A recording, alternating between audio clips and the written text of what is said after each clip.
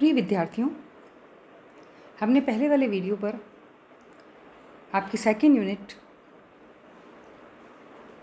में संकल्पनाओं, राजनीतिक संकल्पनाएं, स्वतंत्रता, समानता, वैधता, औचित्यपूर्णता से संबंधित महत्वपूर्ण प्रश्न उत्तर डिस्कस किए थे। मैंने आपसे कहा था कि आपका जो एग्जामिनेशन पैटर्न है उसके अंदर जो फर्स्ट वाला सेक्शन है, अ सेक्शन, उसमें 10 प्रश्न आते हैं। एक प्रश्न 2 नंबर का होता है और वो सभी आपको करने अनिवार्य होते हैं। उसी के संदर्भ में मैं आपके पास लेकर आई हूँ अगली कड़ी के अंदर राजनीतिक विकास, राजनीतिक आधुनिकीकरण, राजनीतिक संस्कृति विषय पर परीक्षा के अंदर पूछे जाने वाले महत्वपूर्ण प्रश्न उत्तर। हम सबसे पहले देखते हैं राजनीतिक विकास की। हमने पहले राजनीतिक विकास के बारे में अध्ययन किया है कि राजनीतिक विकास क्या है। इसके बारे में हमने एक डिटेल में इसका अध्ययन किया था कि विकास जो है वो मानव जीवन की एक विशेषता है और प्रत्येक संस्था, उसका आचरण, सभ्यता और संस्कृति का जो रूप है वो विभिन्न युग की परिस्थितियों के प्रभाव से ही विकसित हुए हैं। तो राजनीतिक विकास के स्वरूप के बारे में ज़्यादा स्पष्ट नहीं है कोई भी। कुछ विद्वान राजनीतिक विकास को राजनीतिक एक ऐसी स्थिति मानते हैं जो कि आर्थिक उन्नति में सुविधा पहुंचा सके, और कई विद्वान औद्योगिक समाज की विशेष राजनीति के रूप में राजनीतिक विकास का अध्ययन करते हैं। तो हमने ये सारा डिटेल पहले वाले वीडियो में देखा था। आज मैं केवल महत्वपूर्ण क्वेश्चन आपको बता रही हूँ कि पूछा जाता है कि राजनीतिक विकास पर विचार करने वाले प्रमुख विद्वान कौन थे। तो राजनीतिक विकास पर विचार करने वाले प्रमुख विद्वान थे लुसियन पाई। लुसियन पाई ने ही सबसे अच्छा राजनीतिक विकास का अध्ययन किया था और बताया था कि राजनीतिक विकास क्या है। लुसियन पाई ने राजनीतिक विकास पर कौन सा ग्रंथ लिखा था? लुसियन पाई ने एक ग्रंथ लिखा था। तो लुसियन पाई का जो राजनीतिक विकास पर ग्रंथ है वह है aspect of political development. Aspect of political development में लुसियन पाई ने राजनीतिक विकास के बारे में चर्चा की है। आमंड व पावेल, जिस तरह से लुसियन पाई ने राजनीतिक विकास की बात की थी, उसी तरह से आमंड एवं पावेल ने भी राजनीतिक विकास को समझाया है। तो यह पूछा जाता है कि राजनीतिक विकास की कौन कौन सी विशेषताएं बताई हैं आमंड और पावेल ने। तो आमंड और पावेल ने राजनीतिक विकास की 3 प्रमुख विशेषताएं बताई हैं: भूमि का विभिन्नीकरण, उपव्यवस्था, स्वायत्तता तथा लौकिकीकरण। तो चूँकि छोटा क्वेश्चन है आपका, तो उसमें इस प्रकार की ही चीज़ें ज़्यादा पूछी जाती हैं और 3 ही विशेषताएं हैं, इसलिए आपको तीनों ही बतानी पड़ेगी। तो भूमि का विभिन्नीकरण, उपव्यवस्था, स्वायत्तता तथा लौकिकीकरण। वैसे अगर हम देखते हैं तो जैसे डॉड हैं, डॉड ने भी राजनीतिक विकास की प्रमुख विशेषताएं बताई हैं, परंतु पूछा क्या गया है कि आमंड व पावेल ने राजनीतिक विकास की कौन सी विशेषताएं बताई हैं। हंटिंगटन के अनुसार राजनीतिक विकास के कितने चरण बताए गए हैं? तो हंटिंगटन ने राजनीतिक विकास की 3 चरण या अवस्थाएं, इसको हम अवस्थाएं भी बोल सकते हैं, है ना। ये भी पूछा जा सकता है आपको कि अवस्थाएं बताइए, ये भी लिखा जा सकता है कि चरण बताइए। तो उन्होंने 3 चरण या अवस्थाएं बताई हैं। एक तो क्या बताया पहली कि सत्ता की बुद्धि संगतता का स्तर, जिसमें अनेक स्थानीय सत्ताओं के स्थान पर एक की केंद्रीय सत्ता का निर्माण हो सकता है। सत्ता की बुद्धि संगतता के स्तर में क्या कहा उन्होंने कि स्थानीय जो सत्ता हैं उनके स्थान पर एक केंद्रीय सत्ता का निर्माण किया जाता है। दूसरा उन्होंने कहा एक नए राजनीतिक कार्यों का विभिन्नीकरण, और उसके लिए क्या चाहिए? विशिष्ट संरचनाओं का विकास, राजनीतिक विकास, है ना, इस प्रकार की दूसरी अवस्थाएं। तीसरा उन्होंने कहा है कि अभिवृद्ध सहभागिता, जो परिसरीय सामाजिक समूहों और समाज के भागों को धीरे धीरे केंद्रीय सत्ता में सम्मिलित करने का स्तर है। तो अगर आपसे, क्योंकि छोटा क्वेश्चन है, विस्तार से आपको इसमें नहीं लिखना है, तो आप केवल ये 3 बातें उसमें बताएंगे। राजनीतिक विकास पर ऑर्गेन्स्की कौन सी पुस्तक लिखते हैं? उन्होंने कौन सी पुस्तक लिखी? तो ऑर्गेन्स्की ने राजनीतिक विकास पर स्टेज ऑफ पॉलिटिकल डेवलप नामक पुस्तक लिखी है। Stages of political development. Organski के अनुसार विकास के कितने स्तर उसने बताए हैं? तो ऑर्गेन्स्की ने विकास के 4 स्तर बताइए। पहला आदिम एकीकरण की राजनीति बताई उन्होंने, दूसरा उन्होंने औद्योगिकरण की राजनीति बताई है, तीसरा उन्होंने राष्ट्रीय लोक कल्याण की राजनीति बताई है, और चौथा उन्होंने बताया है समृद्धि की राजनीति। ये मैंने आपको डिस्कस भी किया था कि आदिम एकीकरण की जो राजनीति उन्होंने बताई ना, कि राजनीतिक विकास का ये पहला चरण है, और इस अवस्था में राष्ट्रीय सरकारें अपनी जनसंख्या पर राजनीतिक एवं प्रभावशाली नियंत्रण स्थापित करती हैं। है ना। और ये चरण राज्य की सुस्थिरता का चरण है, जिसमें राज्य के चारों तत्व जनसंख्या, निश्चित भूभाग, सरकार और संप्रभुता विद्यमान रहते हैं। तो ये आदिम एकीकरण मतलब पहले की हो गया। दूसरा इन्होंने औद्योगिकरण की राजनीति बताई है कि राजनीतिक विकास का यह चरण औद्योगिकरण की प्रक्रियाओं तथा सामाजिक राजनीतिक दृष्टि से ऐसे परिवर्तन से संबंधित है जिसमें नए वर्ग निर्मित होते हैं। सहभागिता का विस्तार जो उन्होंने बताया, और अभिवृद्धि, राष्ट्रीयकरण, राष्ट्रीय एकीकरण, ये चीज़ उन्होंने इसके अंदर ही बताई थी कि इसमें 3 मॉडल बताए थे उन्होंने। देखिए, औद्योगिकरण राजनीति में बुजुर्वा मॉडल, स्टॉलिन का मॉडल और समन्वयी मॉडल। तो ये भी आपसे प्रश्न पूछा जा सकता है वैसे इसके कि औद्योगिकरण की राजनीति में कितने प्रकार के मॉडल ऑर्गन्स ने बताए, तो आप क्या कह सकते हैं, बुजुर्वा मॉडल, स्टॉलिन का मॉडल तथा समन्वयी मॉडल। तीसरी बात जो उन्होंने बताई स्तर की कि राष्ट्रीय लोक कल्याण की राजनीति, तो इसमें जनता को शोषण से मुक्त रखा जाता है और पूंजी के साधनों को व्यापक स्तर पर जनता के अंदर वितरित कर दिया जाता है। चौथी उन्होंने स्तर बताया समृद्धि की राजनीति। तो समृद्धि की राजनीति का स्तर जो कि आजकल अमेरिका में आने लगा है, ये स्तर वैज्ञानिक प्रविधियों और अत्यधिक परिष्कृत उपकरणों में अत्यधिक उत्पादकता का है, जिसमें हर एक के लिए वस्तुओं की सामान्य उपलब्धि रहती है, और ये राजनीतिक विकास की सबसे जटिल अवस्था है। जो समृद्धि की राजनीति है वह सबसे ज़्यादा जटिल अवस्था मानी जाती है, क्योंकि इसके अंदर परिष्कृत उपकरणों से अधिक उत्पादकता है ना, जिसमें हर एक के लिए वस्तुओं की सामान्य उपलब्धि रहती है। तो ये राजनीतिक विकास का क्या माना जाता है, जटिल स्तर। तो अगर मैंने आपको एक एक चीज़ को थोड़ा सा एक्सप्लेन भी किया है, क्योंकि उससे संबंधित दूसरे पूरक प्रश्न भी पूछे जा सकते हैं। लुसियन पाई ने राजनीतिक विकास के कितने लक्षण बताइए। तो लुसियन पाई ने राजनीतिक विकास के जो लक्षण बताए हैं वे बताए हैं, 3 लक्षण बताए उन्होंने, समानता, क्षमता और विभेदीकरण।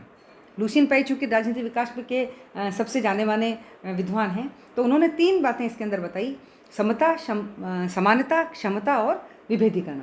यह उन्हीं राजनीतिक व्यवस्थाओं को राजनीतिक विकास के मार्ग पर अक्सर मानता है जिसमें जनता में समानता का सिद्धांत लागू है। तो राजनीतिक व्यवस्था और सरकार आने वाली मांगों, विवादों और राजनीतिक मामलों का निष्पादन करने में समर्थ हो, इससे संबंधित रचनाएं अलग अलग और विशेषीकृत होनी चाहिए। क्या कहा उन्होंने कि राजनीतिक व्यवस्था में जो सरकार जो भी मांगें आती हैं, राजनीतिक व्यवस्था में सरकार से मांगें की जाती है ना, और ये दबाव समूह, दल और जनता किसी के भी द्वारा जा सकती है, विवाद आते हैं, राजनीतिक मांग, तो ऐसे में कौन सी संरचनाएं हैं जो इन समस्याओं का हल निकालेंगी, है ना। तो उन्होंने इसके लिए क्या कहा है कि 3 समानता होनी चाहिए, क्षमता होनी चाहिए और विभेदीकरण होना चाहिए।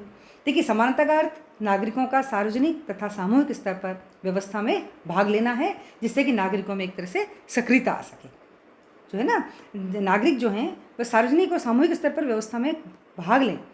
इसका दूसरा अर्थ हम क्या कह सकते हैं कि कानून का सर्वदेशिक स्वरूप होना आवश्यक है। राज्य के सब सदस्यों पर समान कानून, तभी समानता होगी। तीसरी समानता का अर्थ हम क्या ले सकते हैं कि राज्य के विभिन्न पदों की भर्ती करते समय या सार्वजनिक पदों पर नियुक्ति करते समय योग्यता तथा कार्य संपादन का जो मापदंड है वह लागू होना चाहिए। तो इन 3 मापदंडों पर यह माना जा सकता है कि किसी देश में समानता का सिद्धांत लागू हो सका है। दूसरी बात कही उन्होंने क्षमता। क्षमता से क्या मतलब है कि किसी राज्य तथा सरकार में आवश्यक कार्यों के संपादन की कितनी क्षमता है ना, एक सरकार के अंदर कितनी क्षमता है। हम दूसरा अर्थ ये ले सकते हैं कि सार्वजनिक नीति को लागू करने की कुशलता और योग्यता, कि कोई भी सार्वजनिक नीति है उसको सरकार कितनी कुशलता और योग्यता के साथ लागू करती है। क्षमता का हम ये भी अर्थ ले सकते हैं कि प्रशासन में विवेकपूर्ण, धर्मनिरपेक्ष दृष्टिकोण का उत्पन्न होना, और इन मापदंडों में से किसी देश की क्षमता का ज्ञान होता है कि कोई भी देश की सरकार इन सब चीज़ों को किस प्रकार से देख रही है। तीसरी बात उन्होंने कही विभेदीकरण की बात, है ना, कि राजनीतिक विकास का एक लक्षण और क्या होता है कि हम कैसे मानेंगे विभेदीकरण।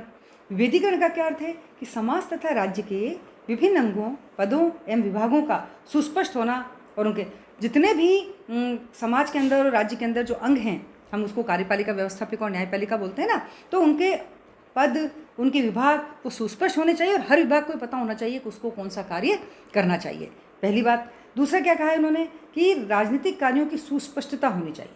जितने भी राजनीतिक कार्य हैं बिल्कुल क्लियर होने चाहिए। विभिन्न अंगों की जटिल प्रक्रियाओं का एकीकरण करना, जिसमें कि व्यवस्था का, और जितने भी कार्य हो रहे हैं, जैसे हमारा शरीर है ना, कि इतने सारे हमारे शरीर के अंग हैं, हम एक अंग से तो काम नहीं कर सकते हैं, सारे ही शरीर के अंग मिलकर इसमें काम करते हैं। इसी तरह से सारी व्यवस्थाएं मिलकर एकीकरण से कार्य करें, विघटन इसमें नहीं होना चाहिए। ठीक है ना। तो इस प्रकार राजनीतिक विकास के कितने लक्षण हो गए? 3 लक्षण। राजनीतिक विकास के प्रमुख साधन कौन कौन से हैं? इसे बताया ना कि राजनीतिक विकास के कौन कौन से साधन हैं, ये बताइए। तो इसके अंदर वैसे 6 साधन हैं आपके राजनीतिक विकास के, जैसे क्रांतिकारी राजनीतिक नेता, राजनीतिक दल, सेना, आधुनिक नौकरशाही का विकास, राष्ट्र भावना का विकास, लोकप्रिय राजनीतिक सहभागिता का विस्तार। क्रांतिकारी नेता मतलब कि किसी संकट की स्थिति में सत्ता में आते हैं, लेकिन सत्ता में आते ही उन्हें अनेक समस्याओं का सामना करना पड़ता है और उन्हें विकास की दृढ़ तथा जो नीतियां हैं उसको तुरंत लागू करने की आवश्यकता होती है। तो उन्हें संभवतः राष्ट्रीय एकता की स्थापना करने की सर्वाधिक आवश्यकता होती है। तो क्रांतिकारी नेताओं में कुछ विशिष्ट गुणों का होना आवश्यक है। यदि उनका व्यक्तित्व अधिक प्रभावशाली है तो वो सफल होंगे, और ऐसे नेताओं को मध्यम मार्ग का अनुसरण करना पड़ेगा। उन्हें परंपरा और नवीनता, पुरानी चीज़ें और नई चीज़ें दोनों को मिलजुल कर ही साथ में लेकर चलना पड़ेगा। तो क्रांतिकारी राजनीतिक नेता राजनीतिक विकास के लिए ज़रूरी है।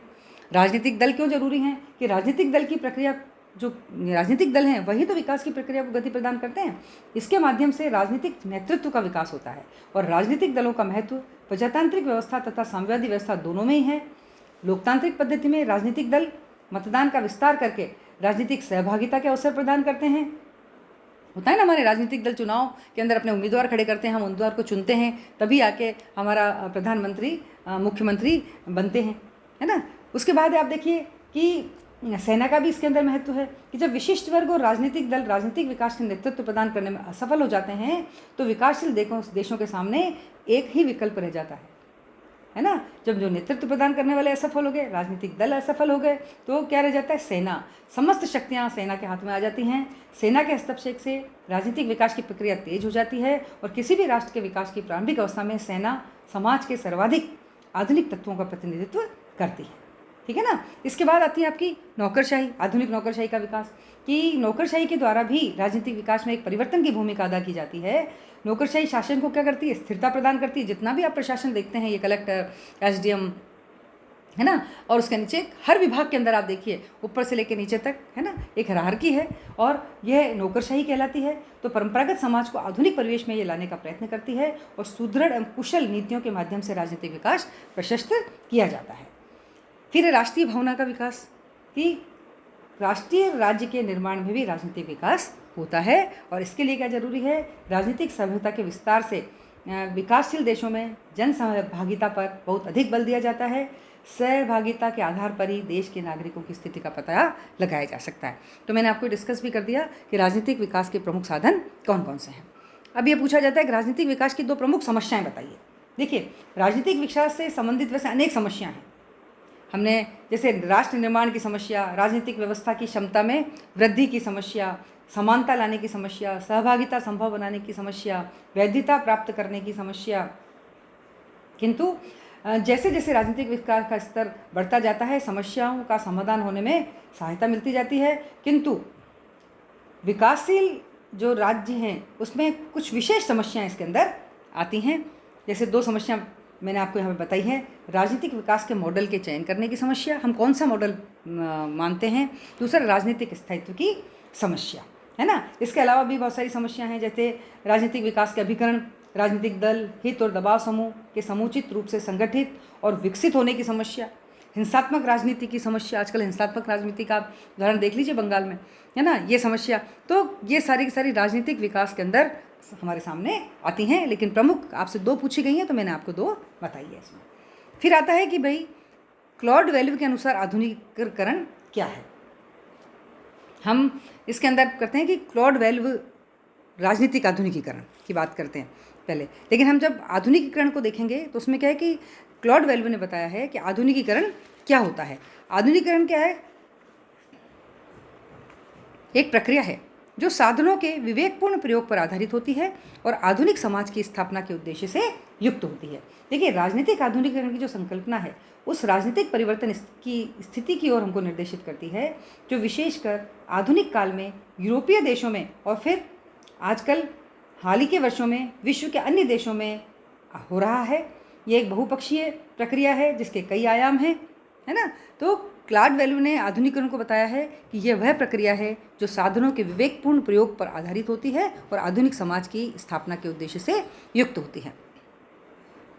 डॉक्टर एसपी वर्मा ने आधुनिकीकरण के कितने आयाम बताए, है ना, और छोटा क्वेश्चन है इसलिए पूछा जाता है कि 2 बताइए। तो डॉक्टर एसपी वर्मा ने आधुनिकीकरण को एक बहुपक्षीय प्रक्रिया माना है। उनके अनुसार राजनीतिक आधुनिकीकरण के कई आयाम हैं। पहला आयाम, मनोवैज्ञानिक स्तर पर इनके लोगों के मानकों, मूल्यों और अभिविन्यासों में परिवर्तन की अपेक्षा की जाती है। दूसरा है बौद्धिक स्तर पर इसमें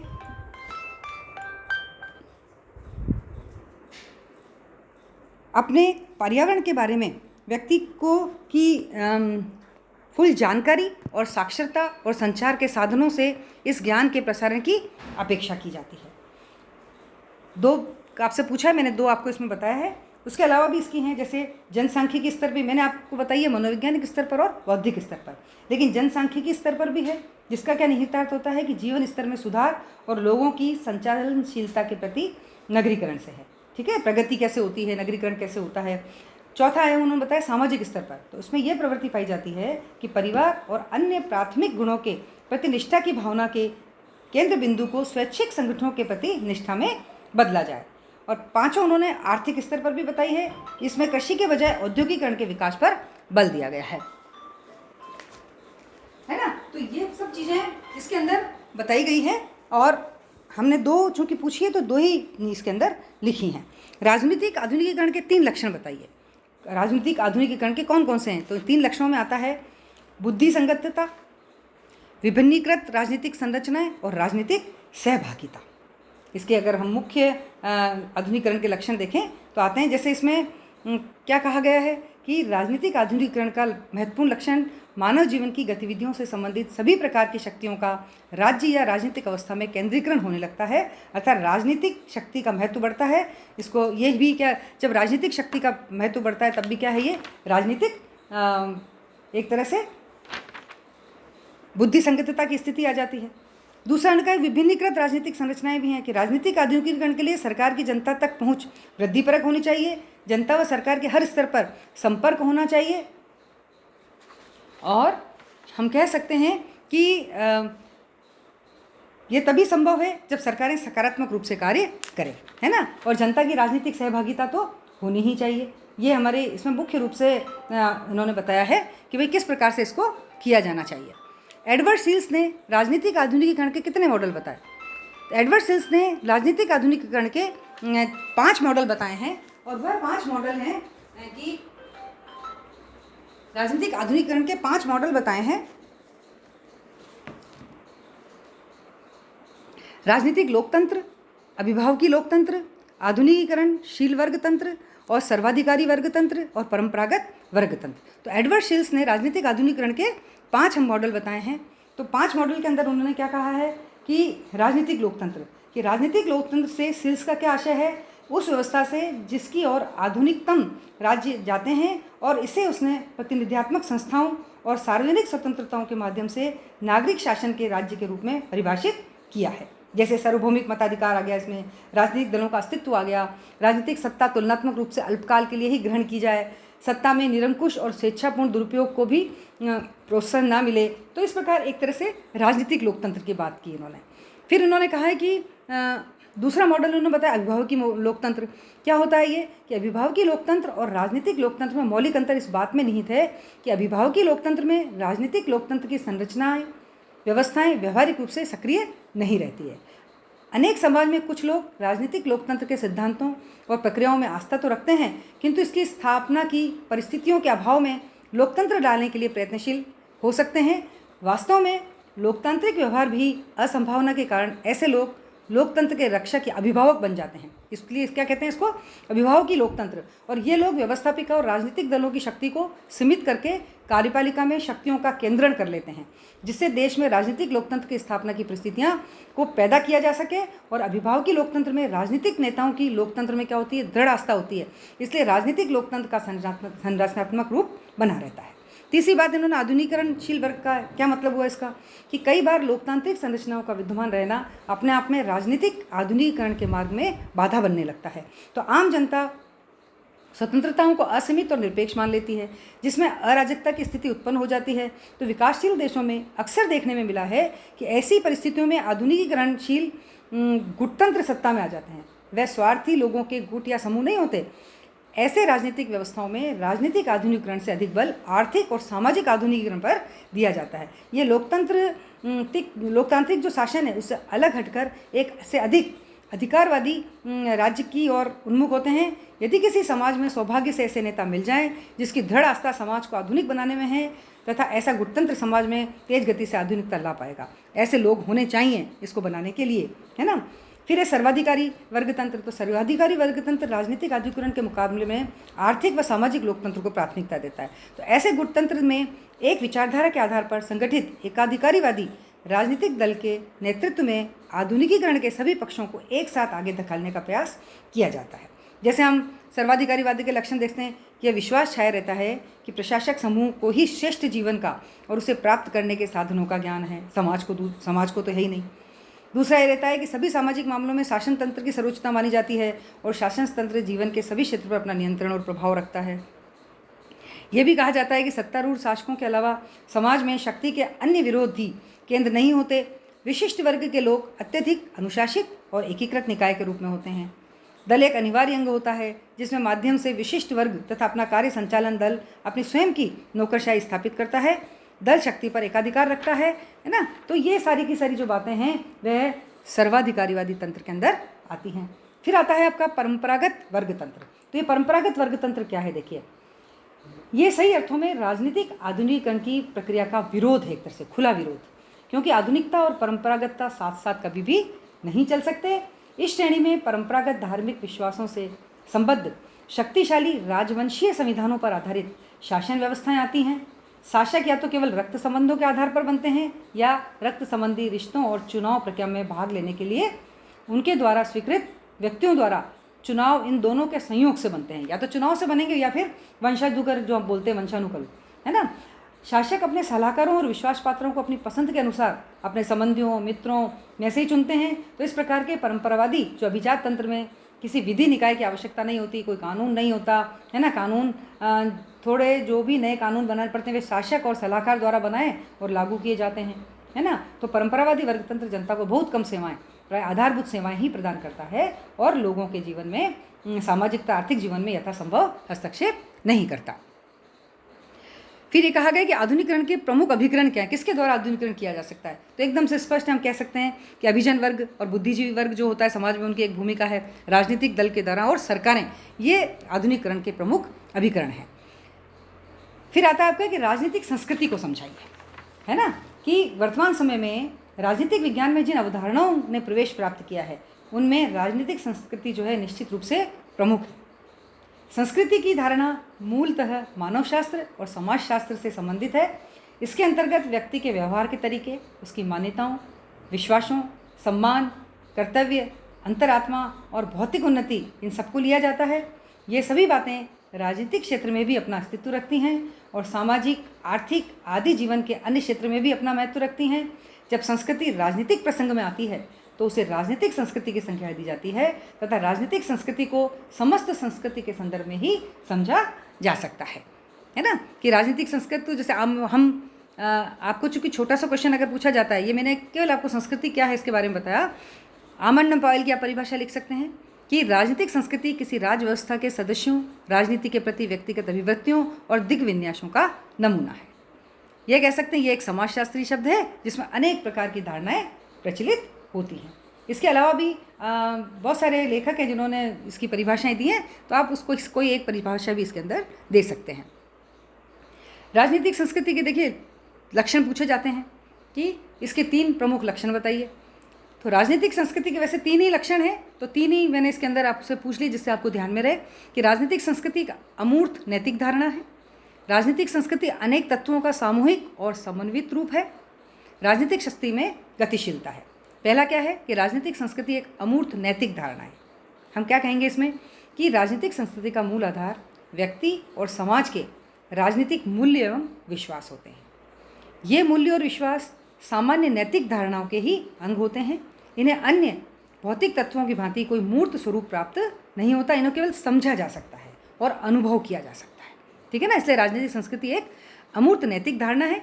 दूसरा क्या गया है कि राजनीतिक संस्कृति अनेक तत्वों का सामूहिक और समन्वित रूप है। देखिए राजनीतिक संस्कृति जो है वो सामान्य संस्कृति का ही एक रूप है और सामान्य संस्कृति के ही समान अनेक तत्वों का सामूहिक एवं समन्वित रूप, ऐतिहासिक विरासत, भौगोलिक परिस्थितियाँ, समाज की सामान्य संस्कृति, विचारधाराएं, राजनीतिक व्यवस्था और इन सब के अतिरिक्त सामाजिक आर्थिक संरचना आदि के द्वारा राजनीतिक संस्कृति के आधार रूप में कार्य किया जाता है। ठीक है ना। तो जिस तरह से सामान्य संस्कृति है उसी तरह से राजनीतिक संस्कृति भी प्रभावित होती है।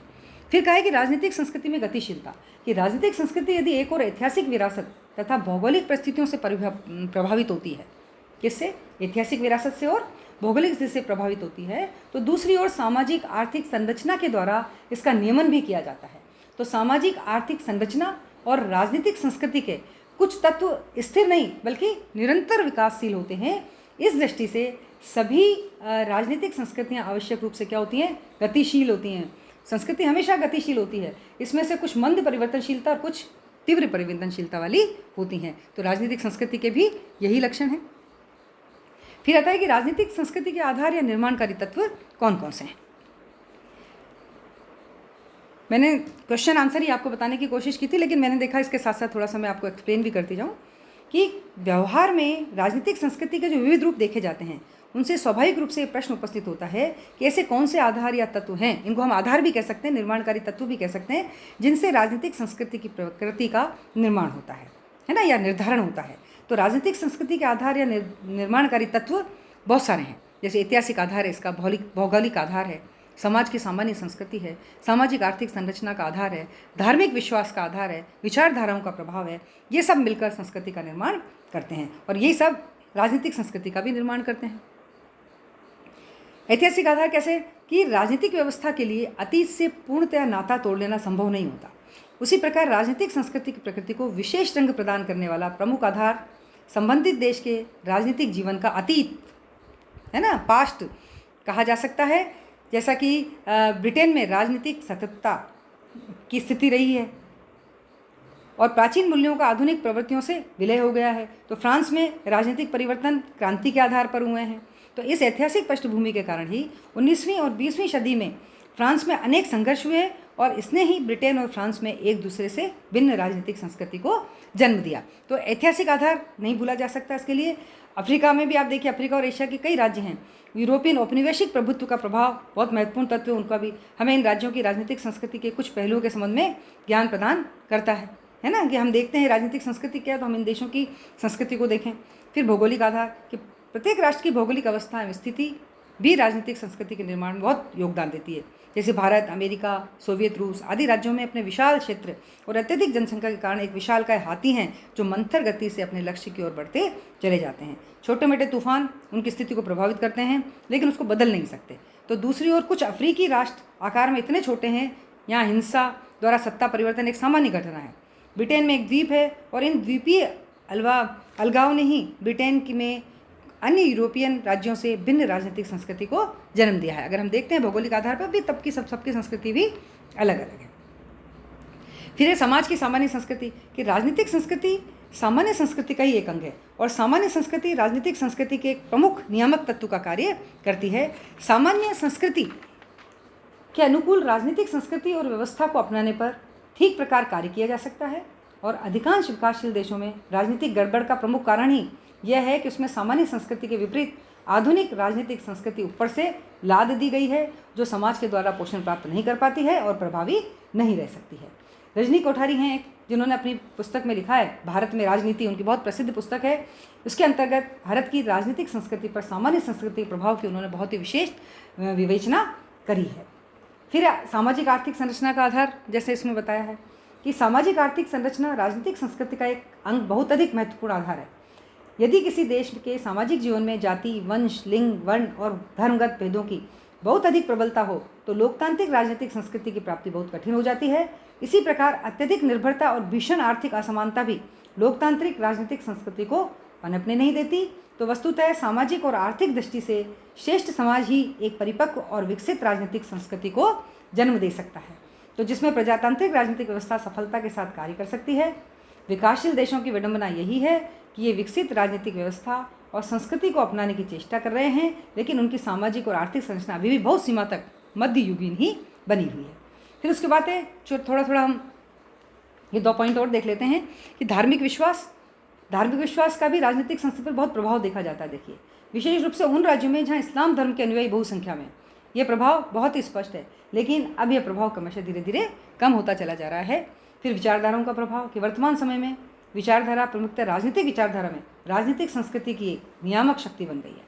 जैसे नाजीवाद, फांसीवाद ने भूतकाल में राजनीतिक संस्कृति को प्रभावित किया। आज समाजवाद जो है वो इस स्थिति को प्राप्त कर चुका है। गुट निरपेक्षता के द्वारा भी कुछ राज्यों की राजनीतिक संस्कृति प्रभावित हो रही है ना। तो इसके अतिरिक्त हम और भी बातें कर सकते हैं। शिक्षा का स्तर और नस्लीय सदस्यता, ये भी छोटे मोटे निर्माणिक तत्व हैं, लेकिन मुख्य तत्व मैंने आपको इसमें बताए। फिर राजनीतिक सांस्कृतिक आयाम कितने हैं?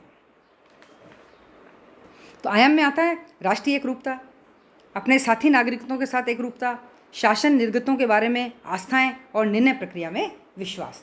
ठीक है ना। तो ये सिंपल से हैं आपकी कि भाई राष्ट्रीय जो राजनीतिक संस्कृति है उनको ये 4 बातें हैं जो एक आयाम प्रदान करती है। संख्या और संस्कृति के आधार पर संस्कृति कितने प्रकार की होती है ये बताया है। संख्या और संस्कृति के आधार पर जो संस्कृति है वो 2 प्रकार की बताई है। एक तो अभिजानात्मक संस्कृति और एक बताया है जन संस्कृति, है ना। तो लुसियन पाई का विचार है कि सभी राजतंत्रों या शासन तंत्रों में शासकों अथवा सत्ताधारियों की संस्कृति और जनसाधारण की संस्कृति में एक आधारभूत अंतर होता है। जिन लोगों के हाथ में सत्ता होती है और जिन पर राजनीतिक निर्णय लेने का उत्तरदायित्व होता है, राजनीतिक विषयों पर उनका दृष्टिकोण उन व्यक्तियों के दृष्टिकोण से अनिवार्यतः भिन्न होता है जो राजनीतिक क्षेत्र में सामान्यतः कोई सक्रिय भूमिका अदा नहीं करते, है ना। कि भाई जो सत्ताधारी हैं वही सारे निर्णय लेते हैं। तो एक तो अभिजनात्मक संस्कृति हो गई और एक जनता की संस्कृति हो गई। ठीक है ना। जैसे वर्बा कहते हैं इस मामले के अंदर कि विशिष्ट वर्गों के समुदायों की राजनीतिक संस्कृति के बीच विद्यमान बहुत सारे अंतर हैं। जैसे इन दोनों के बीच तीसरा एक मध्यम वर्ग भी है। अभिजनात्मक और जन के अंदर एक मध्यम वर्ग आता है जिसमें पर्याप्त प्रभावशाली होने पर 2 उपसंस्कृतियों के मध्य संतुलन बना रहता है और उसमें हिंसात्मक संघर्ष की संभावनाएं कम हो जाती हैं। ठीक है ना। तो इस प्रकार से संख्या और संस्कृति के आधार पर हम 2 प्रकार से इसको बांट, एक तो अभिजानात्मक, आप जानते हैं एलिट वर्ग की, और एक जन संस्कृति, लोगों की संस्कृति। एक राजनीतिक उपसंस्कृति की बात की जाती है कि राजनीतिक उपसंस्कृति क्या है। देखिए, जब हमारे द्वारा राजनीतिक संस्कृति की ऐसे रूप में विवेचना की गई है जैसे कि एक राजनीतिक व्यवस्था के समस्त जनसंख्या की एक ही राजनीतिक संस्कृति होती है। राजनीतिक संस्कृति की सजातीयता की मात्रा अनुभविक खोज का विषय है। एक राजनीतिक व्यवस्था के सदस्यों में राजनीतिक उद्देश्यों के प्रति सामान्य सहमति हो सकती है या उनमें शिक्षा के स्तर, रक्तवंशीय सदस्यता, भौगोलिक अधिवास, सामाजिक और आर्थिक परिस्थितियां एवं धार्मिक विश्वास के आधार पर भेद हो सकते हैं। जब राजनीतिक व्यवस्था के अंतर्गत राजनीतिक दिग्विन्यासों का एक समूह ऐसी स्थिति ग्रहण कर लेता है कि उसे अन्य से अलग किया जा सकता है तो उसे राजनीतिक उपसंस्कृति कहा जाता है। तो आपको परिभाषा ये लिखनी है कि राजनीतिक व्यवस्था के अंतर्गत जब इस प्रकार की उपसंस्कृति प्रमुखता प्राप्त कर लेती है तो राजनीतिक व्यवस्था का जो एकीकरण है वो संकट में आ जाता है। तो राजनीतिक उपसंस्कृति वैसे घातक होती है संस्कृति के लिए, है ना, क्योंकि वो एक अलग स्थिति ग्रहण कर लेती है उसमें, तो इसलिए इसको राजनीतिक उपसंस्कृति कहा जाता है। Political culture and political development ग्रंथ किसने लिखा, है ना। तो political culture and political development ग्रंथ जो है वह लुसियन पाई और सिडनी वर्बा द्वारा संपादित ग्रंथ है। पॉलिटिक्स इन इंडिया पुस्तक किसने लिखी? मैंने अभी आपसे बताया था कि राजनीतिक संस्कृति को बहुत अच्छा जिन्होंने डिफाइन किया है, भारतीय विद्वान हैं वे, है ना, वो हैं रजनी कोठारी, जिन्होंने पॉलिटिक्स इन इंडिया 1970 में लिखी थी, है ना। तो क्या नाम है उनका? रजनी कोठारी। सिविक कल्चर पुस्तक किसने लिखी? संस्कृति से संबंधित है और यह पुस्तक भी आमंड और वर्बा, सिडनी वर्बा ने दोनों ने मिलकर लिखी थी। तो इस प्रकार हमने राजनीतिक विकास, राजनीतिक आधुनिकीकरण और राजनीतिक संस्कृति के कुछ क्वेश्चन देखे थे और कुछ ऐसे इससे जो मैं आपको समझा सकती थी वो मैंने आपको बताया कि इसके अलावा किस तरह से और भी प्रश्न पूछे जा सकते हैं। अब हम अगले वीडियो में मिलेंगे। धन्यवाद। लेकिन आप मेरे इस चैनल को सब्सक्राइब करना ना भूलें कृपया। अगर आपको इससे संबंधित और भी किसी मैटर की अगर ज़रूरत है तो ज़रूर बताएं। धन्यवाद।